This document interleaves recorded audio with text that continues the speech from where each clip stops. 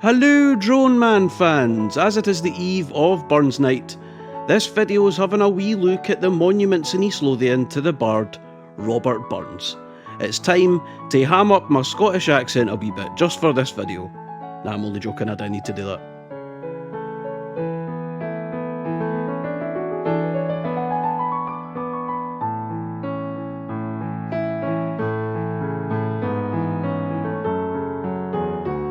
So during my research for other video locations, I came across two monuments to Scotland's greatest poet and lyricist, Robert Burns. The first one we'll look at is the Robert Burns Memorial in Preston Pans. There are two parts to the memorial, the cairn and the shelter. The cairn was unveiled on the 21st of January 1966 to commemorate the bicentenary of the poet's death. The cairn itself was constructed and generously donated by James Strang Builders. The interior was hollow, going down to approximately 2 feet below ground level. A time capsule was placed within the hollow chamber. The capsule, made of stainless steel, contains various artefacts donated by individual local clubs. When finally placed in the cairn, liquid cement was poured in, sealing the interior completely. The shelter was built quite a wee bit earlier than the cairn, in the year 1959, by the Airts Burns Club members, using public subscription to commemorate the bicentenary of the country's national bard's birth. The shelter consists of a stone-built structure consisting of 2 windows and a door, all of which are barred. Stay classy, Scotland. Over the doorway to the shelter bears the Burns line, "Better a wee bush than a nae bield." Nae bield is a Scottish expression for no sanctuary. This saying is from the coat of arms designed by the sonneteer himself. In 2005, local artist Kate Hunter was commissioned by the Preston Grange Arts Festival to create a mural depicting the tale of Tam O'Shanter. The narrative poem is among Burns' most well-known and beloved works, and concerns the habits of a farmer who frequently gets drunk with his friends in a public house in Ayr. The mural depicts suitably surreal and imaginative imagery, considering the poem it's based on, in which the title character witnesses witches, warlocks, and even the devil himself playing the bagpipes. Now, I've seen many a tourist in my days walk past pipers in Edinburgh covering their ears, as the sound can be so harsh for some people.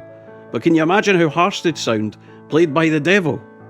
Then again, maybe it'd be quite good, I reckon. The second monument lies on the roadside between Haddington and Bolton on the northwest side of the B6368. The monument marks the site of Robert Burns' brother Gilbert Burns' former cottage, Grant's Braes. Following the death of Robert Burns, Agnes Brown, the mother of the poet, had come to live with her son Gilbert and daughter Annabella, after he took the job of a farm worker on the Lennoxlove estate in 1800.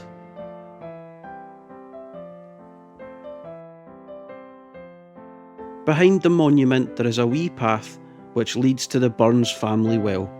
It was at this well that Agnes fetched water for the family home.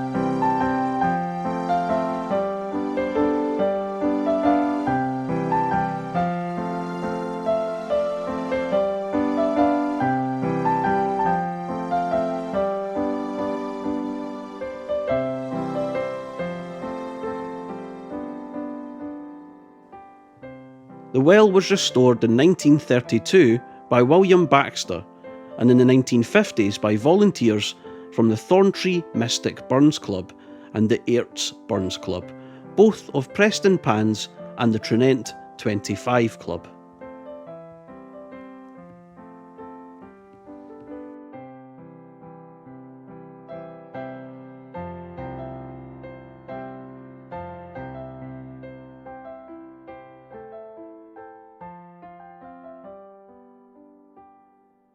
Agnes Brown died at Grantsbraes on the 18th of January 1820 and was buried in the churchyard in the village of Bolton, 1.5 miles from the cottage. Agnes is credited with having a significant influence upon Robert Burns's love for song. Gilbert wrote that his mother's funeral would be delayed until he had a mort safe constructed to protect the grave. Thank you very much for joining us again, folks, and for continuing to watch. We very much appreciate it. Also, I'd just like to show some appreciation for my mother, who stepped in to do a lot of the narration recently, and she's doing a bloody great job, so thanks very much, Mum. Also, while you're here, why don't you subscribe? I mean, it's free, and you can keep up to date with all our latest content. And if you don't, then we'll go and write a wee poem about how sad we are. Nah, I'm only joking, I'm not very good at poetry. But anyway, why no subscribe? Thanks very much. Bye for now.